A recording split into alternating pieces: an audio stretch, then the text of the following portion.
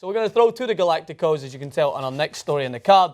Zinedine Zidane, according to many rumours out there, and I mean none, apart from Paul Pogba, Real Madrid haven't been as active in the transfer window as you would expect. And I wanted to pose this question and get it right out there to the audience. Is this a bad thing? Real Madrid haven't been as active in the transfer window this summer in comparison to past years. And many people are jumping to the fact that they're missing out on big-name signings. Oh, they got Morata back from Juventus. That is the only real activity that you've seen from the Madrid team. But it's not in the same caliber as the Gareth Bales of 13 or the James Rodriguez's or those sort of transitions that you expect at this point from the Galacticos. But here's a newsflash. You don't have to be the new kid that comes back to school every year with the shiny new shoes, because after a while, those shoes are kind of uncomfortable and you have to break them in after a while, and that doesn't allow for the easiest transition. Well. So just because you're expected to go and get the big name signings, you don't have to, because Real Madrid are in a great position. Okay, great position. A few things. One, if it ain't broke, don't fix it is one of the best strategies to ever use in sports history. The idea that there's names out there does not mean you have to sign them to get better. Yep. Given the fact that they won the Champions League, they look pretty good doing it. Given the fact that you look at your players that were participating in the Euros this Very summer, good point. you go, Cristiano Ronaldo had a fantastic tournament. Oh, well, maybe not fantastic tournament, but a very strong tournament. Gareth Bale had the fantastic tournament, was creating chances, looked like he was getting better. Maybe not the most consistent during the course of a calendar year. Yep. But when he hits those strides, that's something you got to be excited for. And let's not forget, I'm not sure the status of Keylor Navas's injury. Yeah. But he was coming off. Somehow he was finding a way to get better when the pressure was on. Yeah. Right. So I mean, we saw sometimes he would concede a couple of. That also could have been a defensive issue too. Well, yeah. So, and I don't think overall what I'm trying to say here is, who are you going to sign to replace your Ronaldos, your Bales, your Navases? You don't need anybody. What is that? That's a fly. All great points. You're missing one former bipolar point, but phenomenal player. Easily the standout from the Euros. Pepe as well. Another great season. I think another great tournament. He may have just grown up.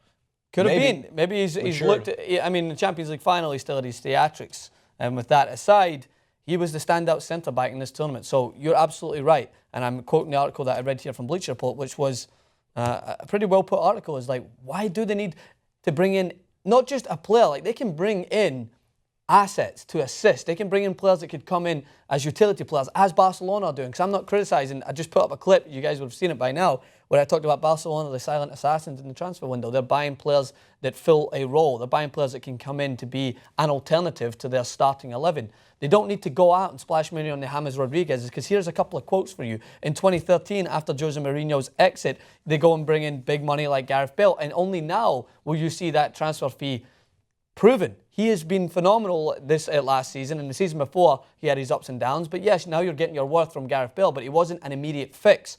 And they try to do this every year. They try to bring in someone to try and push them over that line, to try and compete with Barcelona, when they already have the squad to do that. They just need to find and make sure that everyone knows their role and plays it to the best of their ability. The same the following year after that, the late surge to European glory. Instead of just keeping that system that worked well in the Champions League final, with who was the standout player again in that Champions League final? Di Maria. What do? They sell him. They don't offer him the right contract to keep him in place to free up money for James Rodriguez. And then you get Toni Kroos coming in, and Xabi Alonso sees that as a sign like, obviously they don't need me anymore. I head out to Bayern Munich. It's this revolving door that doesn't need to be there. And I don't think that Real Madrid fans understand it as well as they should, because they're used to it. Look, there's a little bit of a lull, a little dull period if you're not watching the Euros or the Copa America, and especially right now where you have pretty much nothing besides, I guess, Olympic football between now and the start of the Premier League season, which is August 13th, and La Liga, I think, is the week after, the 20th, 21st. You want your team to be active, because then you have something to read in the papers every day. God, no one reads the papers anymore. You have something to watch on the YouTube every day. You have something to watch on Pluto TV every day. Something to check the blogs about. You want to, and especially with the big name clubs. If you're a fan of Valencia, no offense to Valencia, but you're not going to dominate headlines like you are if you're Real Madrid or Barcelona. So when there's no news, you're sitting there going, what are we doing? Yeah. Here's Ronaldo training. Here's Ronaldo getting off the plane. Here's Ronaldo with his beautiful chiseled abs against Conor McGregor. Roll the pick. And his tattoo-covered abs. But out of the Higuains and the Pogbas and the Gomez's who Barcelona signed and out of Zlatan's, was there a player that Real Madrid maybe should have gone out and signed, or is it one? Again, I think we're really reiterating the point here. But some big names did move, right? But that doesn't mean you needed to sign him. So, like, would Zlatan been somebody you like? If you were play Real Madrid fan for a second, would you want Zlatan on your team? Absolutely. If I'm a Real Madrid fan, you better believe I want Zlatan. Why? Because I've been taught that I'm expected to want the player that will sell the jerseys, the player that's going to fill the stadium. Because when Ronaldo signed, we remember they almost packed the Bernabeu just to see him be unveiled. That's the mentality around Real Madrid. Did you ever see that video? Yeah, it's phenomenal. I mean, that's what, and obviously Ronaldo is a situation where it was worth it, but you're still getting an informed Ronaldo. He's proven that. Yes, he's adjusting parts of his game, and at the point now, Ronaldo, everything he does is quantifiable. You're not going to notice Ronaldo and be like, he made a great run off the ball. He's still that great player. No, if Ronaldo drops 5 goals next season, he's done. They need a replacement. They need to bring someone in. It's all going to fall apart. His knee's gone. He's going to win the Ballon d'Or. Yeah, exactly. But when you take the words from the wise man himself, who, by the way, let's not forget, has been a part of this system. He's been there. Zinedine Zidane has been a Galactico himself, so he's seen these transitions. And it's not really the manager's fault. It's one man's fault, and that's Perez, because he likes to give birth to new talent every time and showcase that we're Real Madrid and we can get all of these all-star players together. When at times, as Portugal have proven, as Atletico Madrid have proven, yes, they didn't prove it against Real Madrid because, by the way, they had some players who weren't the phenomenal athletes help them get over that line, like their Casemiros, who are able to fill a role. He wasn't someone that's going to sell out a stadium to unveil. No, but he's there and he does his job. So as we grow and the more that defensive capabilities shine through in teams with really hard structures that are impossible to break down become more prominent, Real Madrid are in a good situation. Zinedine Zidane said it himself. He said, I'm content with the squad we have. It's difficult to improve on it. Add some alternative pieces if you need it. Bring in some players. That's what Barcelona have done. They've brought in Denis Suarez, a player that's not going to start and he's not going to sell the stadium out as he's unveiled, but he's going to come in and play. The last few seasons that Real Madrid have struggled to win La Liga, they've had a stuttery start.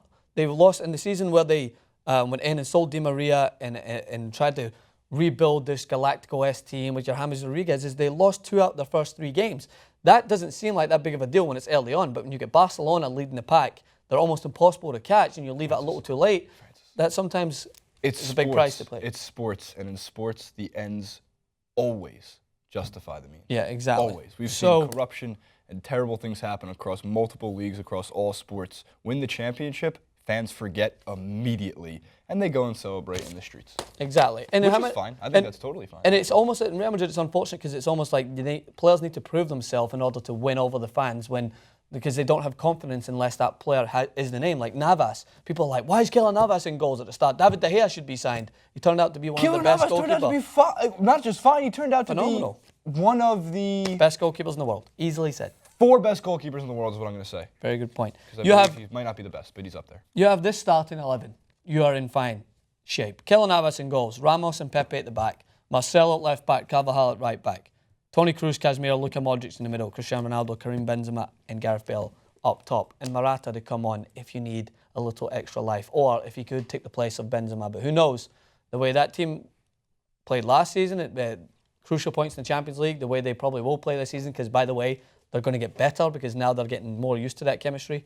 I'm sure they'll be fine. They don't need to go out and splash the cash just because Perez wants to sell more shirts and stay in tune with what Real Madrid was based upon. Either way, hit us in the comment section below. You don't have to talk just about this, although I would like to talk to you just about this. You can talk to us about anything. What you're getting up to this weekend, even though it's only Tuesday or Wednesday when these clips go up. Let us know. Thursday, sorry. Let us know in the clip. Well, it's close to the weekend. Let us know what you're doing at the weekend. Jason Rubin 91 on Twitter. Francis_Maxwell. Francis Maxwell host on Instagram and Jason Rubin 91 over there. And we will catch you guys very soon on TYT Sports.